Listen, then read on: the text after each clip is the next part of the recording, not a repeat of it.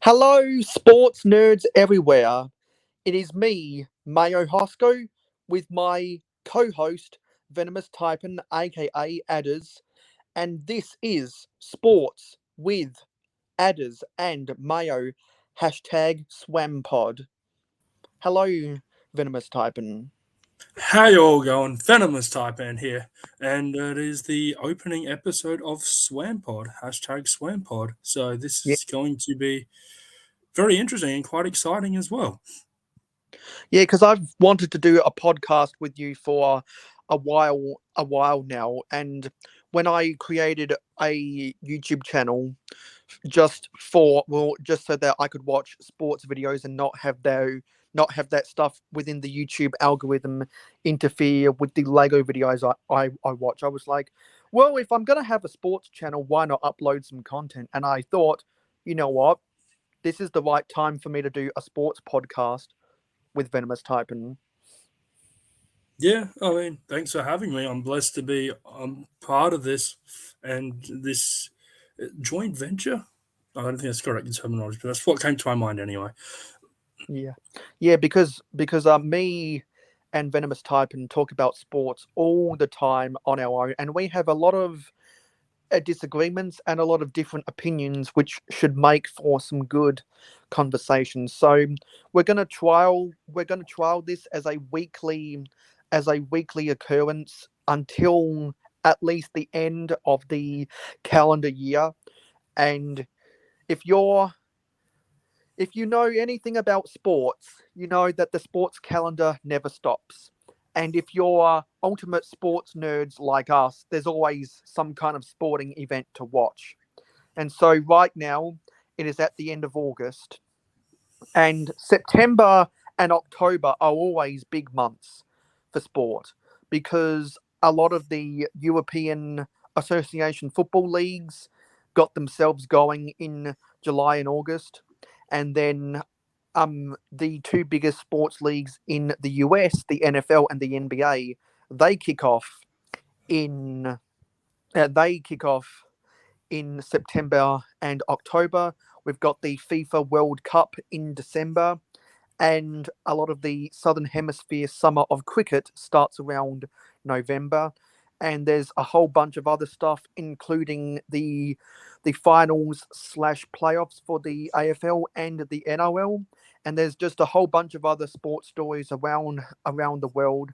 And I believe we are still in the thick of things for the Formula One season. So there's always Yes, they something to go back watch from this weekend, sports. so they've just come off their break. I think they consider it summer break, but yes, Yeah, because back I from I believe because I believe they did take a week off, and no, last they've had time like I 4 weeks off, but yeah, and last time I checked, Lewis Hamilton closed the gap on Max Verstappen for the championship lead. trying to think. No, I don't think that's who won. What's the last race? I can't even think of it now. Last race was what was the last F1 race? I know what the next one is. What was the last one? Oh, of course it was Hungary. Yeah, of course. Yeah, Yeah, Verstappen won that. Yeah, okay, I knew that. That was just a yeah, mental blank.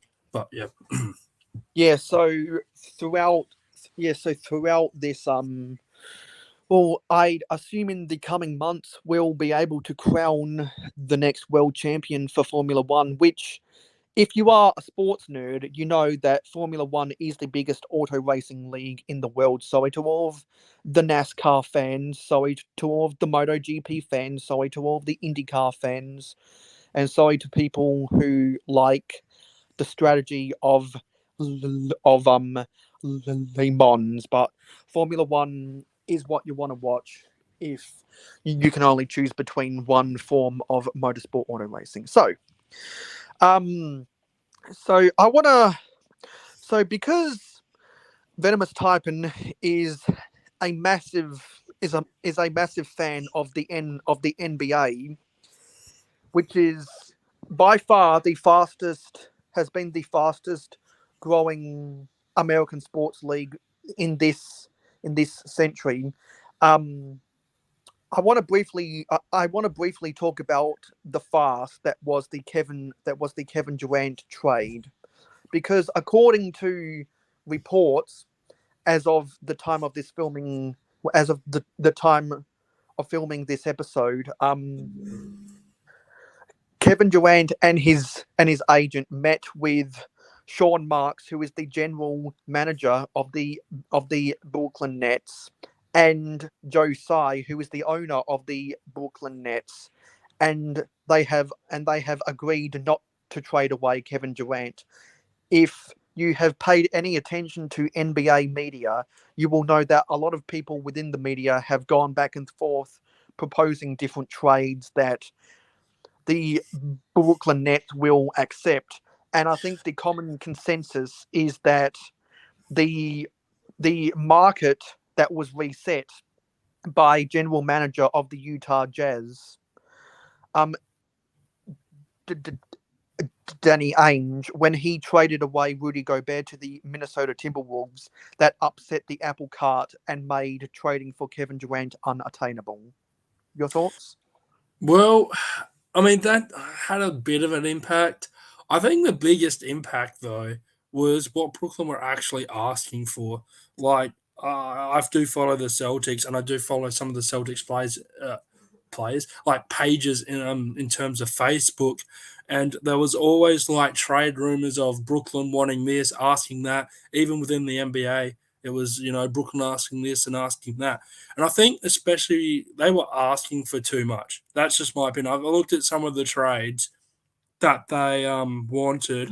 I think some of them were like, from the Celtics point of view, it was like 2 first round picks, White, Horford, Brown, something like that. Pretty much 2 or 3 key rotation pieces, and obviously Jason Tatum or Jalen Brown in terms of the duo, plus a couple of first round draft picks. So, you know, I think they're Yeah, just asking too and much, particularly for his age as well. yeah, and it's important to remember that when that before Kevin Durant and Rich Kleiman met with Josai and Sean Marks. Before that, Kevin Durant did request to be traded, and the two franchises of interest was the Utah Jazz and the Miami Heat. But we saw a lot of proposals with the Boston Celtics. Some people were crazy enough to say that the Golden State Warriors would want to trade to get him back. That was insane. Other and more so within the last 2 weeks, I've noticed more and more people that had made a trade proposals with the New Orleans Pelicans, and their GM came out and said that they are not interested in trading away their young talent.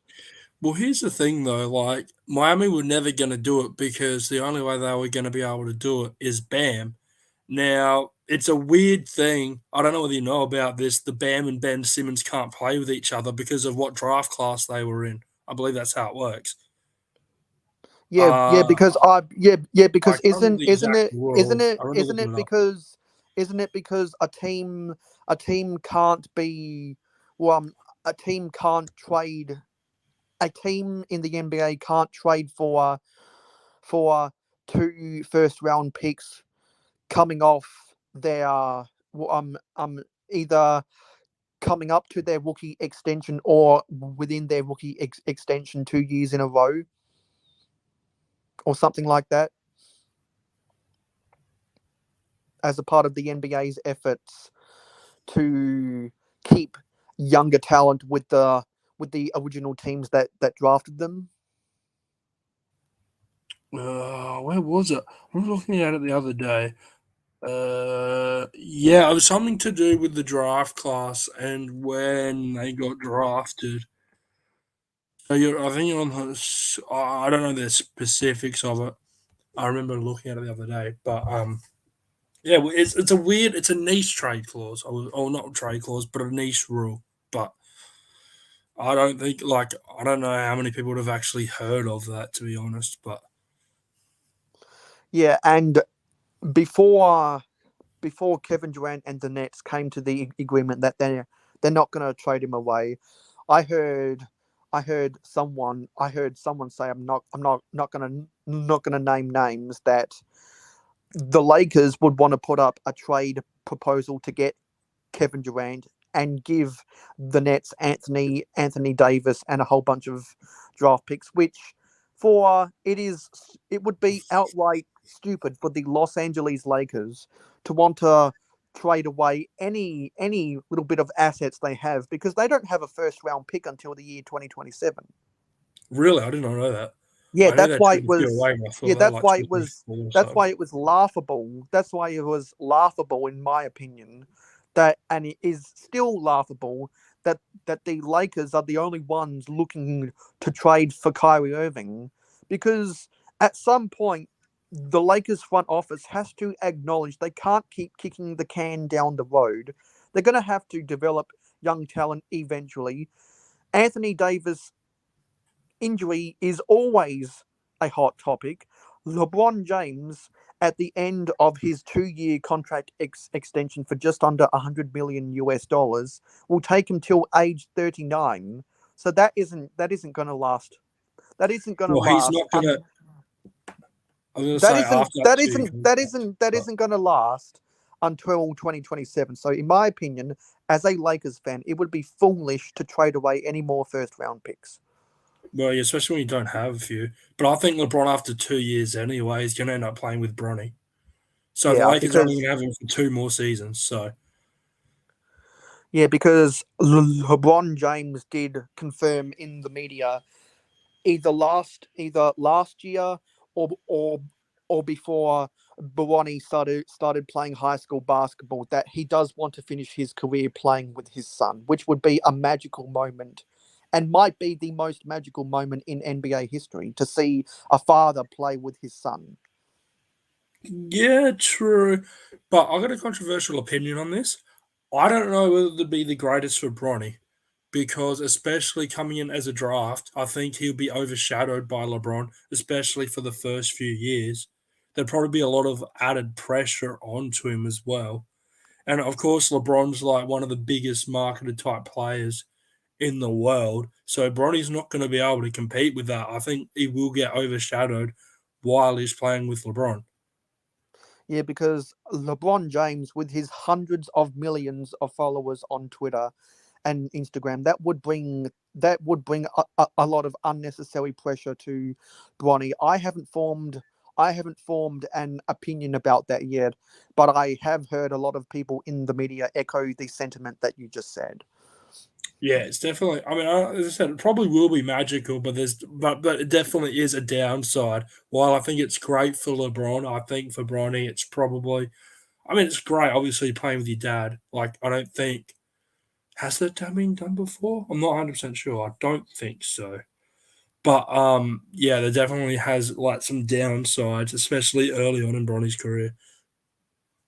Yeah, so now I wanted to move along to something that me and Adrian particularly care about is the upcoming AFL finals.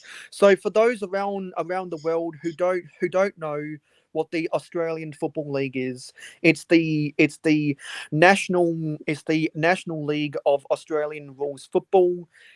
The AFL has gained a very small cult following in the US because of so many Americans who have grown up their whole lives watching watching American football, who have grown up watching American football, basketball, or baseball. They do reaction videos to the AFL on YouTube, and they are amazed how much physicality is within the game, and they are equally amazed that they don't have to wear shoulder pads. I think Venomous has just muted himself. So Yes, I have briefly. both teams I follow, the North Melbourne Kangaroos and the Adelaide Crows, did not make the finals this year, and neither did the Port Adelaide Power. So we both both have nothing to write home about. No emotional stakes in the upcoming AFL finals, but I'll tell you what. I predicted earlier on this season that the qualifying finals would be Collingwood, Geelong, and Melbourne, Sydney.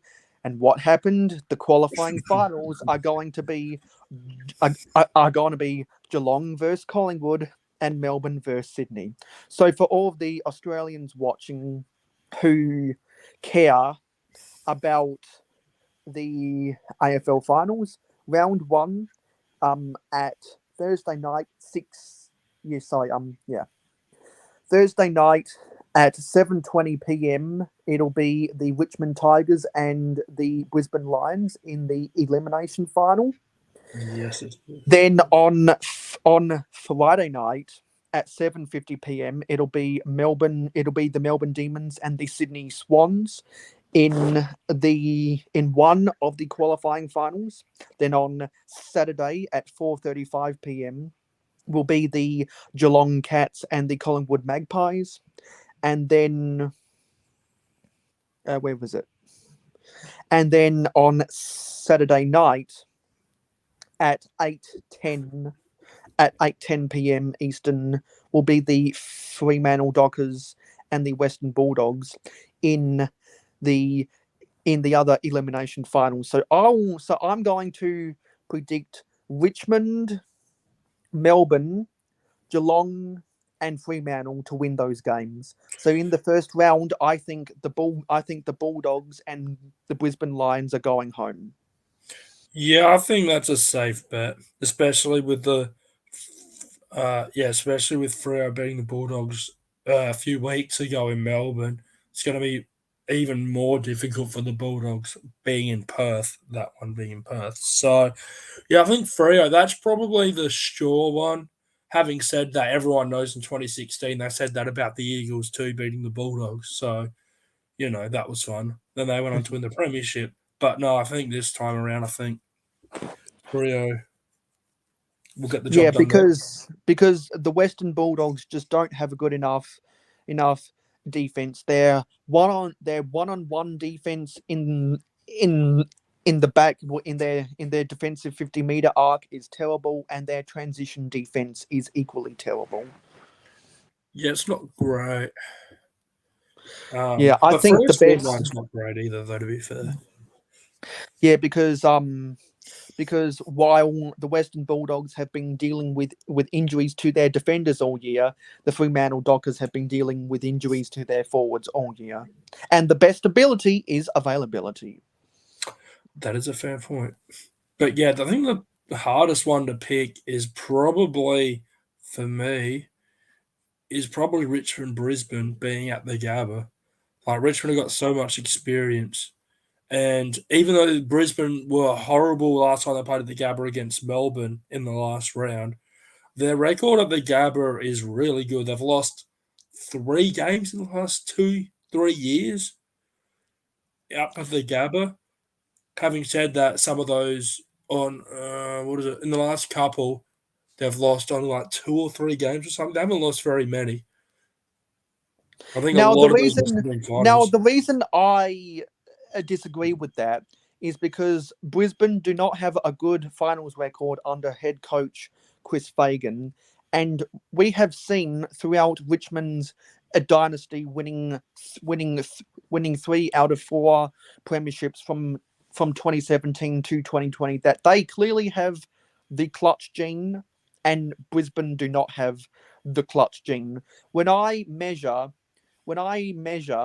how different teams win premierships, championships, and titles all across the world, particularly in Australia, the UK, and the US, I look at, can teams play play situational, and can teams win big when it matters most, aka clutch time. I am very critical of teams who cannot win in the clutch, and Brisbane, in my opinion, cannot win in the clutch. For all of our NFL fans out there, I believe that the Green Bay Packers cannot win in the clutch because they have suffered way too many embarrassing losses at home at the frozen tundra in Wisconsin that is Lambeau Field. Just like how before Drew Brees retired as the quarterback for the New Orleans Saints, I called them a and I called them an unclutch team. I think Brisbane is equally unclutch. Yeah, which is disappointing actually, because I do like Brisbane. I'm not going to lie. And I was hoping it'd be either Brisbane Freo to get through to the grand final. I can't see that happening. But one team I actually can see happening that I'm rooting for is Sydney. So we'll see how that goes, though. Yeah, because I think that Melbourne Sydney qualifying final will be the closest. So moving on, I want to do a little bit of a segue to the NFL. I am a Denver Broncos fan in the American Football Conference hashtag Orange Crush, and I am a Philadelphia Eagles fan in the National Football Conference hashtag Fly Eagles Fly. And when I heard the reports that Wilson was out with injury, I started panicking like crazy because I thought they were talking about our quarterback, Russell Wilson, but it was the New York Jets quarterback, Zach Wilson, who is under an injury cloud and may not start for week one. Yes. I don't know who the Jets even play week one. I know it's not us, which is unfortunate because that would have been nice. But that's not the case. I think we get the Jets the week after or week three. We play them early on. Because who do you support in the NFL? This is going to make a lot of people really mad. Yes, I support the New England Patriots. Yeah, Yes, it's going to make everyone. everybody mad. Yes. Yes, it's that's going to make There is a everybody trend mad. here: Boston Celtics, New England Patriots. You could probably guess some of the others in the US. Yeah, But the Boston Bruins in the NHL. I'm a Pittsburgh Penguins fan in the NHL, and we the only thing about sports in Boston that we can agree upon is we are both Red Sox fans, and over the summer, the ownership of the Boston Red Sox actually purchased the Pittsburgh Penguins. really, I didn't know that. The more you learn. Yeah. So yeah, so you would have really liked to have not you will it would have made the Patriots going up against the Jets in the first week even more of a whitewash because the New York Jets are the butt of a lot of people's jokes in the NFL. Well, apparently, a lot of people, I don't know how true this is, but a lot of people are expecting the Patriots to finish bottom of the AFC.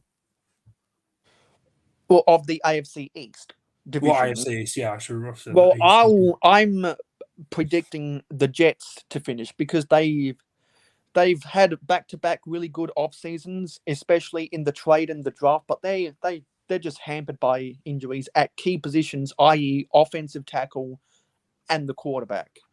Yeah, that doesn't help, to be honest with you. Yeah. Yeah, and so I've been on the record saying that I would not be surprised if all four teams out of the AFC West make the playoffs, and because of that, it'd be very difficult for anyone but the Buffalo Bills to make the playoffs out of the AFC East. Yeah,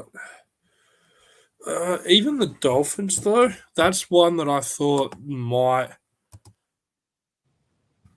have gone in, but Yeah, because the Dolphins are a much improved team with the addition of Tyreek Hill for big money wide receiver contract.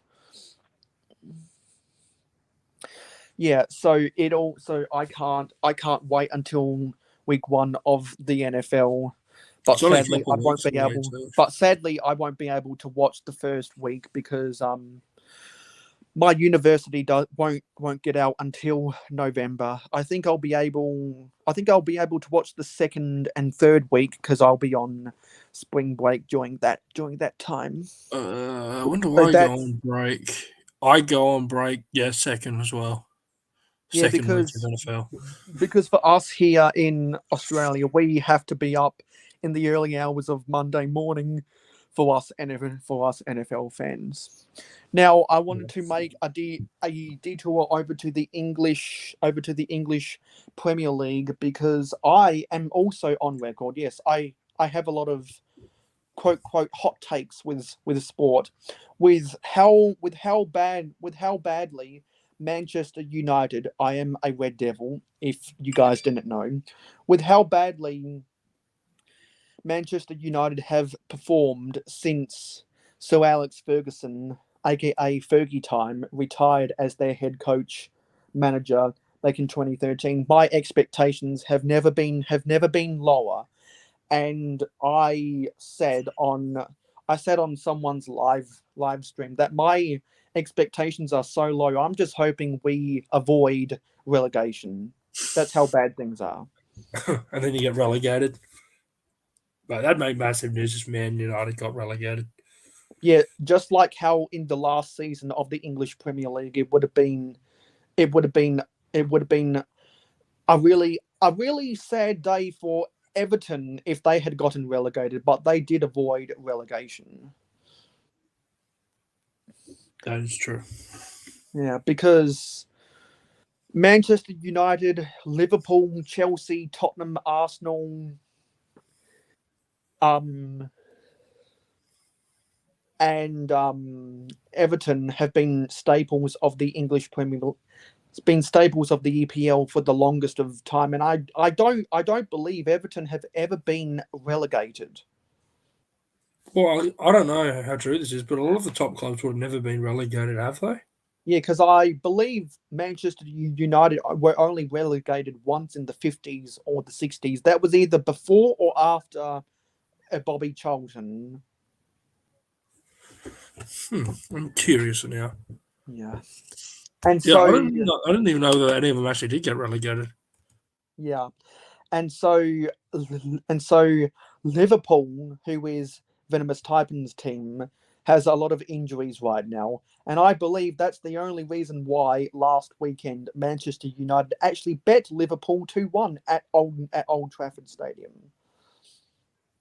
Yes, that was I don't believe if Liverpool had all of those injuries that we would have beaten them. no. But it's been a sluggish start. I'm hoping that. Well, one of them was due to suspension, was it not? So we'll get him back in a couple of weeks. But Yeah. And just to wrap up this episode, in the National Rugby League, both me and Venomous Typin are fans of the South Sydney Rabbitohs. As it stands, we are clinging. Well, there are. Let me count this. Let me count this. There are um positions 6 to 8 as it stands right now at the filming of this episode. All have the same amount of wins, and then ninth position is only one game behind all of those, and those at position 6 to 8 are only one game out of fifth spot. So it is going to be a very tight race to see how how the finals of the NRL will yes. make up. Although the Rabbitohs run home is not easy, I will say this much. No, it is not easy, and a lot of the top 8 teams will surely uh, beat each other up. So the standings as it currently stands, um, from first to 8, the Penrith Panthers, the North Queensland Cowboys, the Cronulla Sharks, the Melbourne Storm, the Parramatta Eels, the Sydney Roosters, the South Sydney Rabbitohs, and the Brisbane Broncos. That can all change within the next 5 games. When this episode goes up, there will only be 4 games. There will only yeah sorry yeah no sorry there may or may not be 4 games to go because we're still undecided about which week we're going to upload this thing, depending on YouTube clearance. So Oh, yeah. the next month, as Rabbitohs fans, we will be particularly paying attention to the makeup of the NRL finals. And Yes. so I think we have had a good first episode. Yes, I think we have. We've covered quite a lot of things. Must Yeah, admit. we've covered a little bit of everything.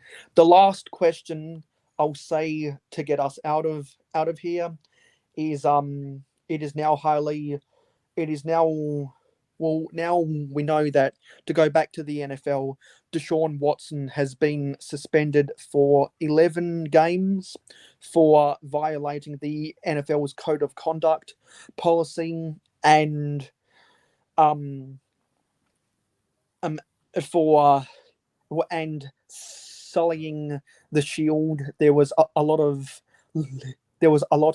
litigation, and we might talk about that in the next episode. But Yes. do you think that the do you think that 11 games was the right suspension, plus the $5 million in fines, and ordered to undergo treatment slash therapy? Well, my question is, has he been convicted?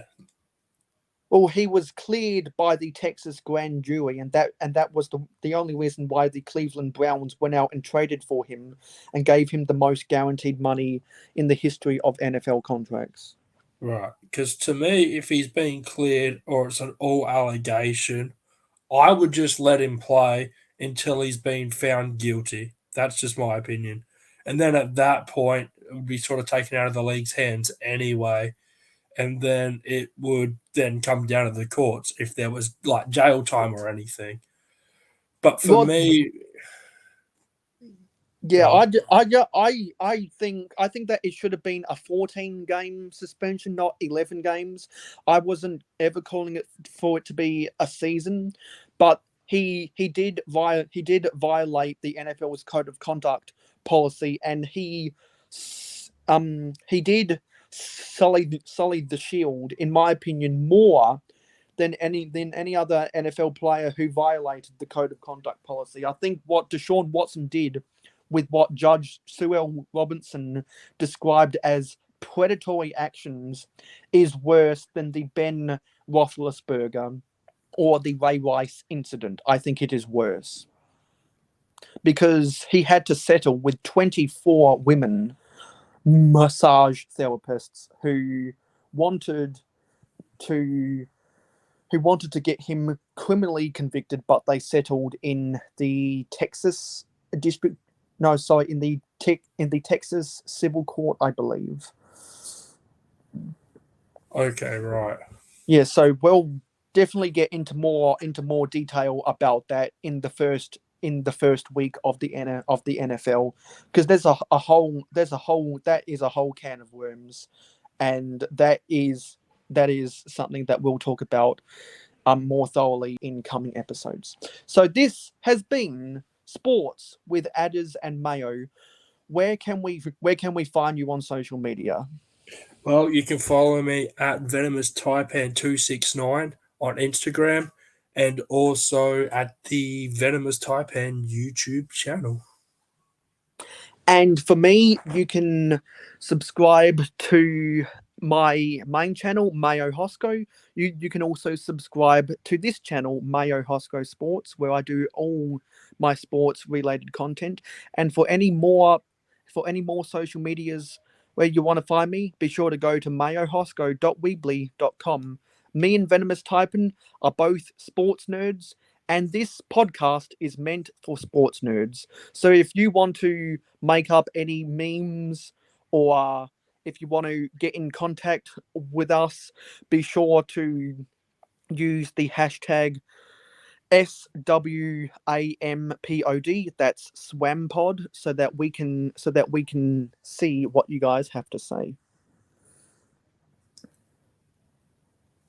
So, on behalf of me, Mayo Hosco, and Venomous Typin, this has been SWAMPod. See ya, everybody. See ya, everybody.